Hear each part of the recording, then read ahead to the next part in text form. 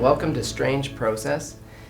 It's a series of discussions we've been having with creative people as we attempt to demystify and understand better the process that we have, some of us have, with producing the work that we do. Today we have Gemma New.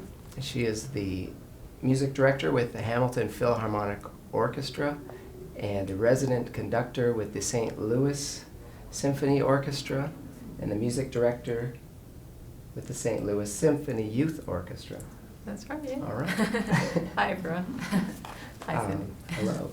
Well, it's great to have you. And interestingly enough, for myself, I have a daughter who plays the violin and is becoming more and more interested in, I think, classical music and performing with an orchestra. And we were at the Hamilton Youth Philharmonic recently and had a good time there. And also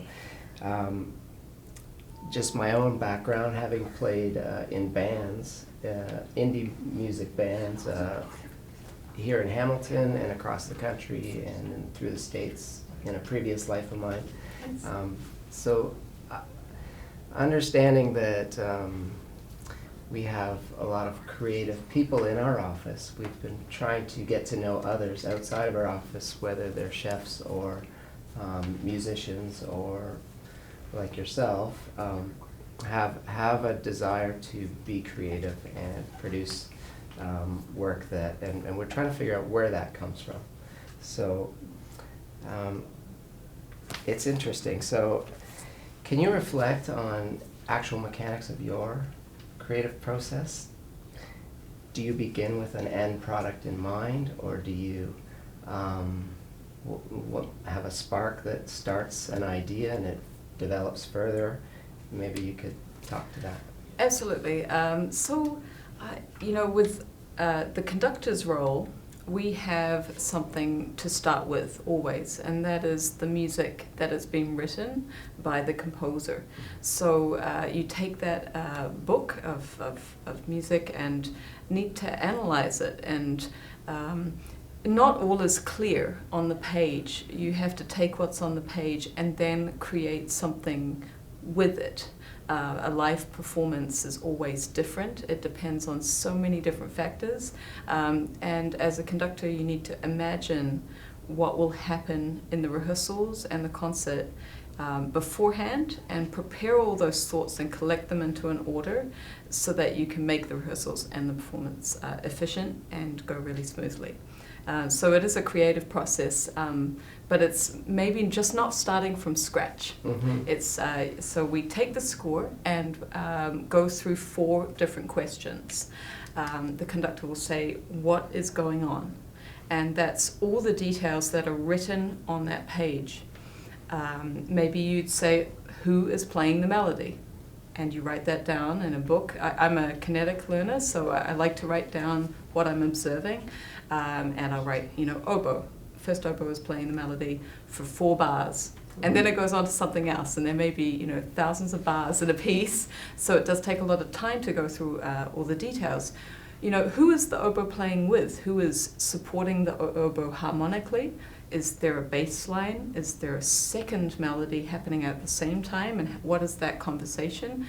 How loud or soft is it? What is the character of that? What is the articulation they're giving? Is it smooth, or is it really jumpy and short? So you're saying what is on this page. And then you look a little deeper and you say, well, why is it there? What was the composer thinking when they put the oboe there? Was it that they wanted a really rich color? Was it because it's right in the oboe's perfect range and it lets it sing more? Mm-hmm. So you have to ask, what is the intention of this music? And that helps you find a logic and helps you remember how it flows as well. Getting a third level deeper into the music, you say, what does this mean to me? Because when you look on the page, things could go a whole bunch of different ways. Sure. And you have to make the decision of which way you're going to go in the rehearsal, and you have to also have some plan Bs, you know, perhaps it's just not going to work the way you imagine beforehand. So that's that. And then, the fourth one is, what are you going to do about it in rehearsal? Because often you can speculate what may go wrong in rehearsal and know how to fix it really quickly if you've already troubleshooted before the event. Right. Or I guess based on experience. Yes. Things happen that you don't expect at all, and then you can improvise and work with what you have there at the time. It's interesting when you have an orchestra and you experience that, and you go to a new orchestra, they very may well have completely opposite issues. Yeah. So always keeping an open mind is good. No, I find that with architecture and in what we do here in our office is every client is different, every site is different, every building is different that we're working with. So in the same way, I guess each orchestra presents its own personality, its own unique qualities. Definitely. And you being the constant maybe in this music director role or the conductor role could give you your unique perspective on that. So from orchestra to orchestra, performance to performance. And talking about architecture, the hall has a massive part of our performance. And also how much of the audience is there. If we have half a hall, the musician's energy level goes down, whereas if it's a sold-out hall, we're just more encouraged by that support on the other side. And if the acoustics of the hall are really resonant, and what we call wet, it means we want to play possibly a little shorter.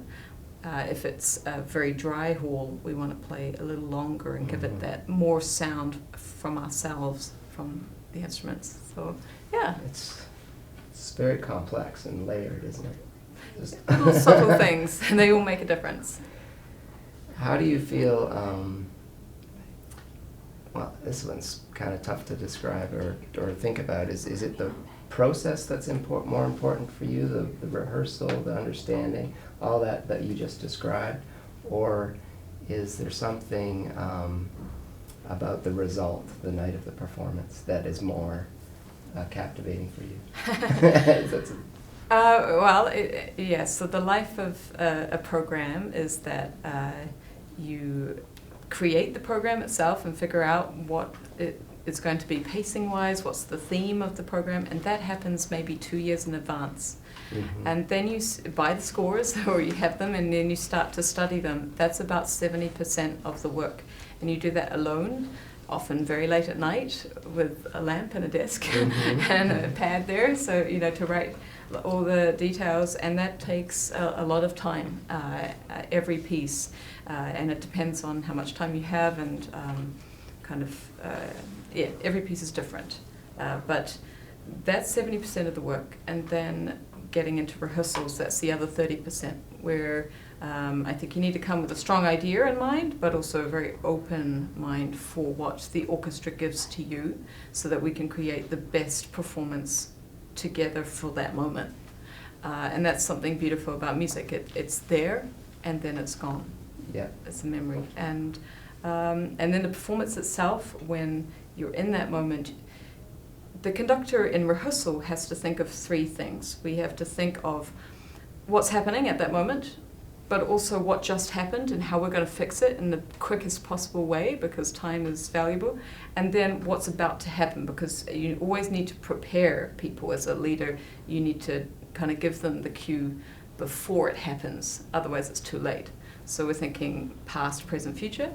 In the concert, the past is no longer there. You don't need to think about the past. You are in the moment and thinking about the future, and that feeling is a lot more vivid and closer to the musicians, and it's more improvisatory, it's freer, and when everyone feels the energy together and you can tell that it was a great performance, that's really enlightening. It's very inspiring for all of us. Yeah. Well, it's interesting, because I've been in bands and I've been in orchestras with my daughter, father-daughter, performing, playing the violin together, and thinking about what you're playing and anticipating what's coming next, and watching the director or the conductor, and Great. but I've never really thought about these things. It's good to hear you speak about them. So, and from your point of view. It's so. wonderful that you're playing with your daughter in the orchestra. Well, it's been interesting that she was the one that came to us at 3, whether we were listening to it in the car or whatever it was, and she wanted to play that thing with the stick, and so a few more questions, and we figured out it was a violin. And the best part of it was I had played a little as a younger person, and called my mom up, asked her to dig it out, and we started together. So it was, I think, based on that experience, just playing together kept her very interested. And now I can't keep up. And she's found a great new teacher last year, and performing and practicing way more than I can afford time for.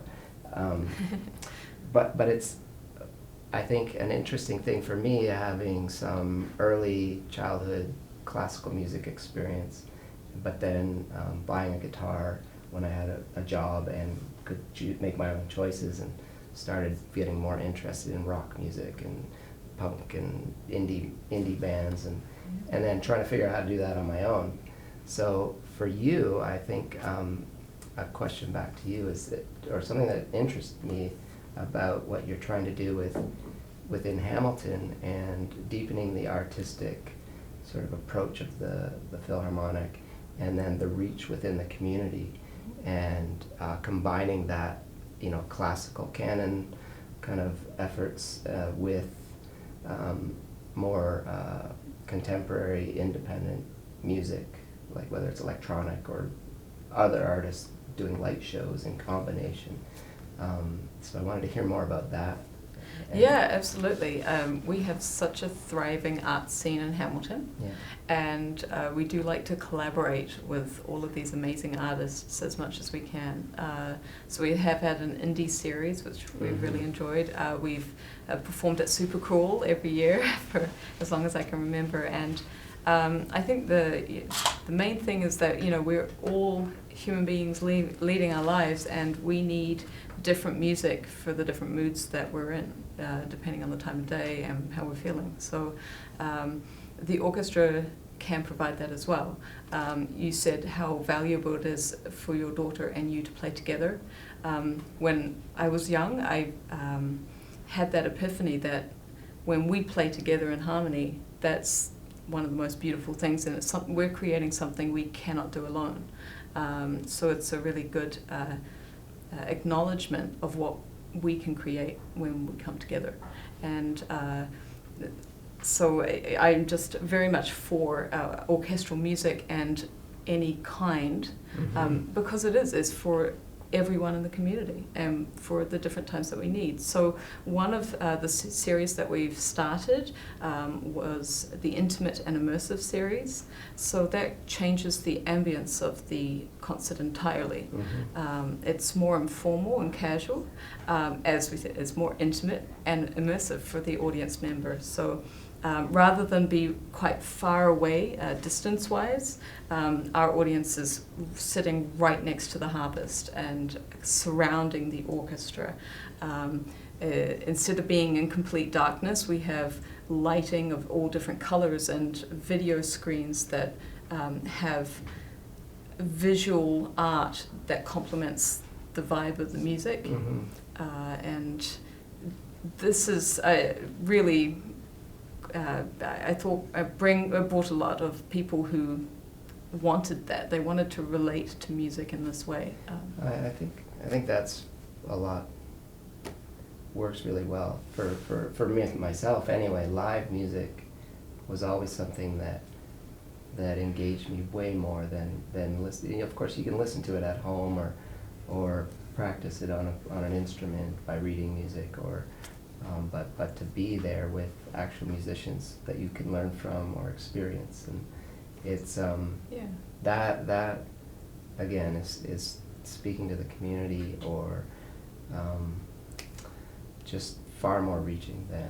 It's a stronger connection for sure, and we all have a drink together in the break and afterwards, and like we get to know each other as people. I love getting to know the audience members, and our musicians talk in the concert as well, candidly about their experiences with the music and the character of it and what we're about to hear. So it's very engaging, and everyone's really loving it. That's good. That's good. I think what you get there in the live performance too is a bit of magic. And that's something that I sort of thought about a lot, and trying to figure out why I was creating music, or why I like to work together with others now creating architecture. And I find that as far as the creative process goes, by that live, whether it's pressure or just the energy from the audience or the group of people that are playing together, or between, in your case, you have interacting with the performers, and you're also performing at some sort of level. What is that, when I say magic, can you talk about that, and do you feel that as well? And is that part of what keeps you trying to do something different, or? Absolutely, yeah. It's quite a bizarre concept that I lead an orchestra without saying anything. Yeah. You know, so, and I'm not touching anyone. Like I'm not making any sound whatsoever, and yet I have to convey a gesture, but also kind of breathe and sense something with another player, and it's almost telepathic, and often a miracle. And the fact that two players who are very far away in a big orchestra can connect. It's something about how we connect on maybe a deeper level, a bit more of a spiritual level, which makes also, the inspiration of the actual piece when it was written. Often composers have a really deep vision for the piece, and when that message is brought across with everyone coming together, combining and creating that powerful sound that no one can create by themselves, that's the magic of it for me.